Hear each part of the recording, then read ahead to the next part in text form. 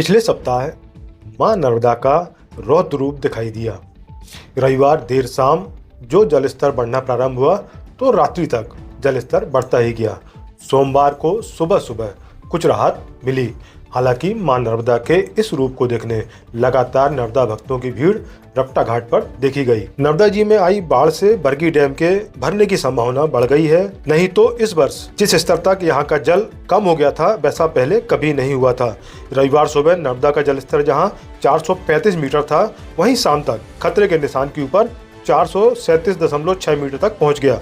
छोटा पुल डूबा। इस पुल पर लगभग 5 से 6 फुट तक पानी रहा। जन विश्वास शिविर के पूर्व भी सीएम हेल्पलाइन की शिकायतों का निराकरण सुनिश्चित किया जाए, कहा कलेक्टर राहुल नामदेव धोते ने। उन्होंने समय सीमा की बैठक में कहा कि जन विश्वास अभियान शासन की सर्वोच्च प्राथमिकता है। इसकी कड़ी मॉनिटरिंग सीधे मुख्य सचिव मध्य प्रदेश द्वारा की जा रही है।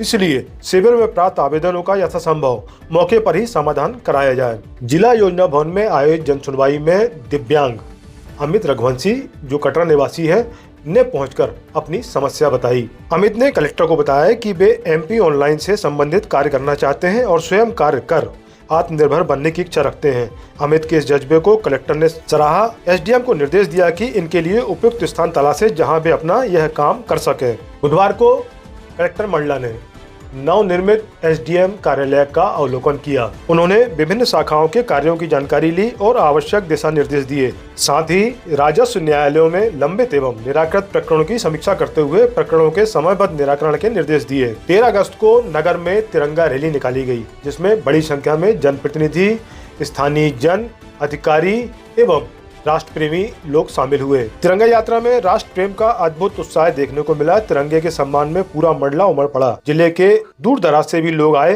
पुलिस ग्राउंड से प्रारंभ हुई यह तिरंगा यात्रा अपने निर्धारित मार्ग से होते हुए उदय चौक पहुंची, जहां पर वीर शहीद उदयचंद जैन की प्रतिमा पर माल्यार्पण कर उन्हें श्रद्धापूर्वक नमन किया गया।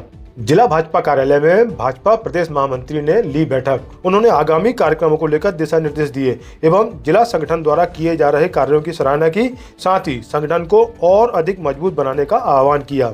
जिले के नगरीय निकायों में जल संरक्षण के चल रहे कार्यों की समीक्षा कैबिनेट मंत्री द्वारा की गई। कैबिनेट मंत्री संपत्ति उइके ने कहा कि पूर्ण हो चुके कार्यों का शीघ्र लोकार्पण कराया जाए एवं नई पाइपलाइन डालने के दौरान क्षतिग्रस्त सड़कों की मरम्मत समय पर की जाए।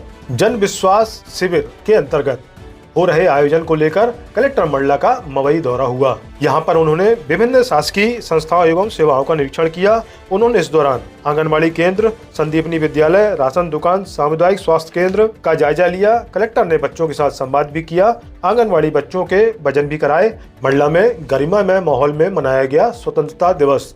यह आयोजन स्थानीय पुलिस लाइन ग्राउंड में हुआ। परेड द्वारा आकर्षक मार्च पास्ट कर राष्ट्रीय ध्वज को सलामी दी गई। बाद में मुख्यमंत्री के संदेश का सीधा प्रसारण किया गया।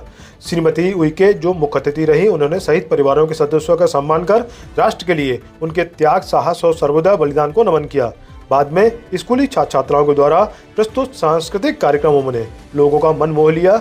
उत्कृष्ट काम करने वालों को पुरस्कृत किया गया। इस दौरान समाज सेवी उत्तम नंदा को उनके पर्यावरणीय योगदान के लिए विशेष रूप से सम्मानित किया गया। अब पिछले सप्ताह हुई महत्वपूर्ण घटना दुर्घटनाओं पर एक नजर डाल लेते हैं। पड़ोसी ही पड़ोसी के बुरे वक्त में काम आता है, लेकिन ऐसे भी कुछ पड़ोसी होते हैं जो एक मूक बधिर नाबालिग बालिका की मदद करने के स्थान पर उसके साथ दुष्कृत भी कर जाते हैं।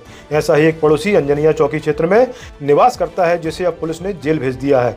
जिसने जब बालिका अपने घर में अकेली थी तो उसके साथ दरिंदगी की। नगर में ईओडब्ल्यू की छापामार कार्यवाही। वन विभाग के एक बाबू के यहाँ डाला गया छापा। कार्यवाही में करीब 2.48 करोड़ रुपए की अनुपातहीन संपत्ति मिलने की जानकारी सामने आई। ईओडब्ल्यू के अनुसार श्वेतांग चौरसिया की वैधानिक आय 55 से 60 लाख रुपए आंकी गई, जबकि बरामद संपत्ति उससे कई गुना अधिक है। विपणन गोदाम में रखी गेहूं में लगे कीड़े लगने के कारण गेहूं से आटा बनने की प्रक्रिया प्रारंभ हो गई है। 2025-26 से आपूर्ति निगम के द्वारा लगभग 18,000 क्विंटल गेहूं इस गोदाम में रखवाया गया था।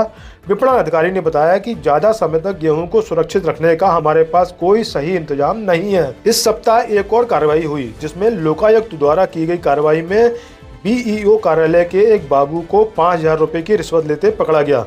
इस कार्यवाही ने हम सभी को सोचने पर विवश कर दिया कि ऐसे भी कर्मचारी होते हैं जो अपने ही विभाग के एक भृत्य के जीपीएफ की राशि निकालने के लिए उससे रिश्वत मांग रहा था। भृत्य का अपना पैसा जिसकी उसे जरूरत थी, उसके लिए भी उसे रिश्वत देने मजबूर होना पड़ा। यह हमारे शासन प्रशासन एवं व्यवस्था के लिए बहुत ही शर्मनाक बात है। जबलपुर मंडला रोड में बरेला के पास ट्रक एवं कार की टक्कर में 2 बाइक सवारों की मौत हो गई।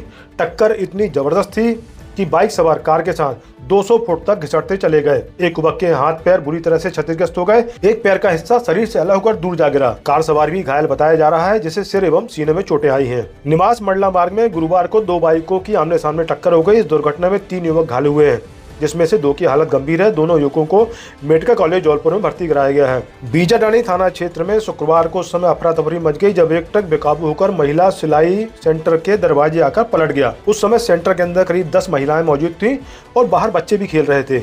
यह ट्रक बाइक सवारों को बचाने के चक्कर में अनियंत्रित हो गया था। निवास बरेला मार्ग में सकरी घाटी में शनिवार शाम पहाड़ से गिरी चट्टानों के कारण कई पेड़ भी धराशायी हो गए, जिससे आवागमन पूरी तरह बाधित हो गया। सूचना मिलने पर संबंधित विभाग एवं स्थानीय लोगों ने मिलकर मौके से चट्टानें हटाई, तब कहीं जाकर आवागमन बहाल हो सका। जब परिवार खेतों में रोपा लगाने गया हुआ था, तभी अज्ञात चोरों ने घर का ताला तोड़कर घर में घुसे और 5 लाख के जेवर एवं अन्य सामान लेकर चलते बने। टिकरिया थाना क्षेत्र के ग्राम सहजनी की है घटना। दोपहर 12 बजे से 2 बजे के बीच चोरों ने गिरवन मरावी के घर को निशाना बनाया। पुलिस अब चोरों को तलाश रही है। मनेरी चौकी क्षेत्र के पेट्रोल पंप में हुई डकैती का पुलिस ने 1 सप्ताह के अंदर खुलासा कर दिया। इस मामले में 4 आरोपियों को गिरफ्तार किया गया है, जबकि एक आरोपी फरार है, जिनके पास से 50,000 रुपए नकद एवं वारदात में शामिल स्कॉर्पियो वाहन को जब्त किया गया है। डकैतों को पकड़ने पुलिस की 8 टीमें तैयार की गई थी, जिनमें 40 से अधिक पुलिस अधिकारी एवं कर्मचारी शामिल थे। इस पूरे मामले का मुख्य आरोपी आयुष विश्वकर्मा, जो कि इंजीनियर का छात्र है, वह फिलहाल फरार है। तो यह थे पिछले हफ्ते के मुख्य समाचार एवं घटना दुर्घटना। अगले हफ्ते आपसे फिर सेगमेंट में मिलेंगे। तब तक के लिए नमस्कार।